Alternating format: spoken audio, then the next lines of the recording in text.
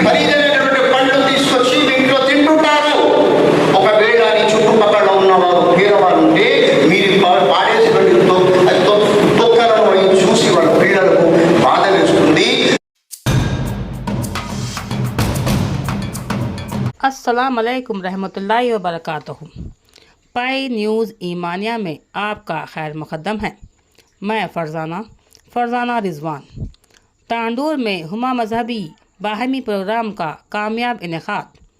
तांडूर माह रबीउल अव्वल की मुनासिबत से जमात इस्लामी तांडूर की जानिब से अल्लाह के रसूल सल्लल्लाहु अलैहि वसल्लम की असल वईद मकसद आमद को वाज़ा करने के लिए तमाम मजहबी जमातों के नुमाइंदों ने अपने अपने ख़यालात का इजहार ख़याल किया, जिनमें रसूल सल्लल्लाहु अलैहि वसल्लम की सीरत व किरदार का मुख्तलिफ़ गोशों को उजागर किया। मुख्तलिफ़ गोशों यानी उनकी खिदमत खल्क़, हुकूक़ इंसानियत की वजाहत की। ये मौका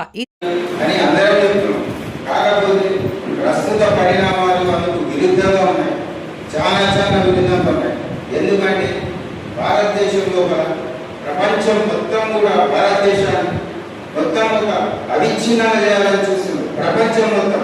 ఎందుకంటే ఇక్కడ అందరూ కలిసి కట్టుకున్నారు. ఆనాటి నుండి సనాతన ధర్మం నుంచి ఈనాటి మహమ్మద్ ప్రవక్త కాలం నుంచి బైబిల్ తీసుకుంటే అక్కడ నుంచి యేసుక్రీస్తు అక్కడి నుంచి కూడా అందరూ ఒకటే చెప్తున్నారు. ఏమంటే అందరం కలిసి కట్టుకుండాలి, సమానంగా ఉండాలి, ప్రేమపూర్వకంగా ఉండాలి, అందరూ కూడా చెప్తున్నారు.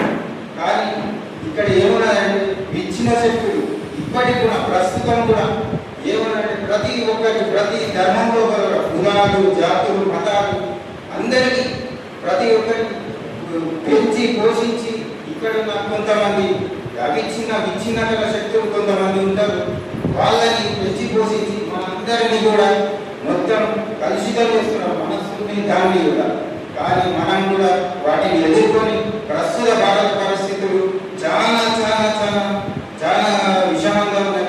అందరం కూడా ఇక్కడ ఉండి మనం ప్రపంచానికి మొత్తానికి ఏకచంద్రాధిపత్యంగా అవుతాం. ఇక్కడ ఉన్న కుల మతాలు, జాతులు, వర్గాలు అన్ని ఎక్కడ కూడా లేవు. ఇక్కడ ఉన్నటువంటి అందరం కూడా ఎక్కున్నామంటే చిన్నప్పటి నుంచి 2 సంవత్సరాలు చెప్తాను. నేను చిన్నగా ఉన్నప్పుడు మా ఇంట్లో కాడుకి రావాలంటే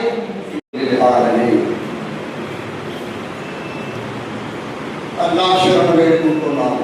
శీతీకరించబడిన శైతాను నుండి అనంత కరుణామయుడు అపార కృపాశీలుడైన అల్లాహ్ పేరుతో ప్రారంభిస్తున్నాము. మేము నీకు సకల లోకాలకు కారణంగా ప్రభుత్వం. ఖురాన్ చెప్తుంది, ముహమ్మద్ ప్రవక్త సల్లల్లాహు అలైహి వసల్లం కేవలం ఒక ప్రాంతానికి, ఒక ఖండానికి, ఒక దేశానికి రాలేదు. ఈ భూమండలానికి మొత్తం సందేశకుడుగా పంపాము అని ఖురాన్ చెప్తుంది. ఈ వాక్యం నేను చదివాను అని ఖురాన్ చెప్తుంది. రహమత్ అంటే కారుణ్యంగా పంపాము.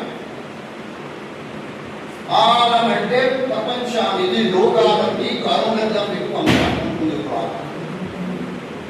మహాప్రవక్త ముహమ్మద్ సల్లల్లాహు అలైహి వసల్లం అరేబియాలోని మక్కాలో జన్మించారు. తండ్రి పేరు అబ్దుల్లా, తల్లి పేరు ఆమినా. ఈ సంతానమే ముహమ్మద్ బిన్ అబ్దుల్లా. అని ముహమ్మద్ సల్లల్లాహు అలైహి వసల్లం అంటారు. సల్లల్లాహు అలైహి వసల్లం అంటే శాంతి కారుణ్యం కురియుగాక. సల్లల్లాహు అలైహి వసల్లం మహాప్రవక్తపై శాంతి కారుణ్యం కురియుగాక అని మేము బోధిస్తాం. ఎవరైతే విశ్వాసులు ఉంటారో, ముస్లిం అంటారు, అలా చెప్తారు. దానికి మించి దాని అర్థం లేదు. ఇప్పుడే సలాంకి కూడా వచ్చింది. అస్సలాము అలైకుం రహ్మతుల్లాహ్ అంటే మీపై అల్లాహ్ యొక్క శాంతి కారుణ్యం కురియుగాక. శాంతి కారుణ్యం, దైవ కారుణ్యం కురియుగాక అని అన్నాం. దానికి బదులుగా వలైకుం అస్సలాం రహ్మతుల్లాహి వబరకాతుహు అంటే మీపై కూడా దైవం శాంతి కారుణ్యం కురియుగాక అని సమాధానం. ఇదే ఈ మాసం రబీఉల్ అవ్వల్ అంటారు. ఈ మాసం పేరు రబీఉల్ అవ్వల్. ఏ విధంగా జనవరి, ఫిబ్రవరి మాసాలు ఉంటాయో ఆ అరబీలో మాసం రబీఉల్ అవ్వల్. దీంట్లో మహాప్రవక్త సల్లల్లాహు అలైహి వసల్లం గారు జన్మించారు. ఆయన సకల లోకాలకు దేశంలో వాళ్ళు కోపం మీరు ప్రేమతో వాళ్ళని చేయించండి అనే సారాంశంతో కూడింది ఉన్నట్టుగా అర్థమవుతుంది. కాబట్టి ఈరోజు అందరూ కూడా ఈ యొక్క పీస్ మీటింగ్ ఆహ్వానించిన ప్రజలకు కుల మతాలకు అతీతంగా మనుషులను ప్రేమించి వీళ్ళు ముస్లింలు, హిందువులు, క్రిస్టియన్లు అని కాకుండా వీరికి వచ్చిన ప్రజలందరికీ కూడా ఇదే ఐక్యతా భావంతో తాండూరు పట్టణంలో మనమందరము ఇక ముందు కలిసి మెలిసి ఒకరి పండగలను ఒకరు అటెండ్ అవుతూ వారిని ప్రోత్సహిస్తూ వారి మతాలను వారి సాంప్రదాయాలను గౌరవిస్తూ ఐకమత్యంగా అందరూ సమానంగా ఉండాలి, అందరినీ సమానంగా పాటించాలి. నా పేరు మత్స్యనారాయణ రెడ్డి.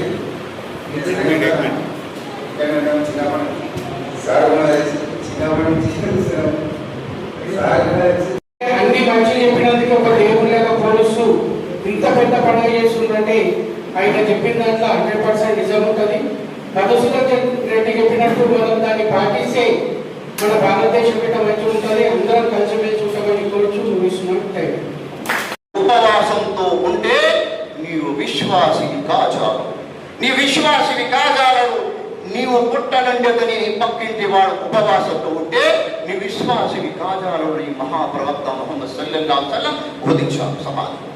అదేవిధంగా ఎవరైతే మా ఇంట్లో వంటలు చేస్తారో దాని నుండి పుట్టినటువంటి సువాసన మీ చుట్టూ పక్కనకు వెళ్తుంది. కాబట్టి మీరు చేసే వంటలో కొద్దిగా నీళ్లు కలిపి ఆ కొంత భాగాన్ని వాళ్ళకు పంపండి.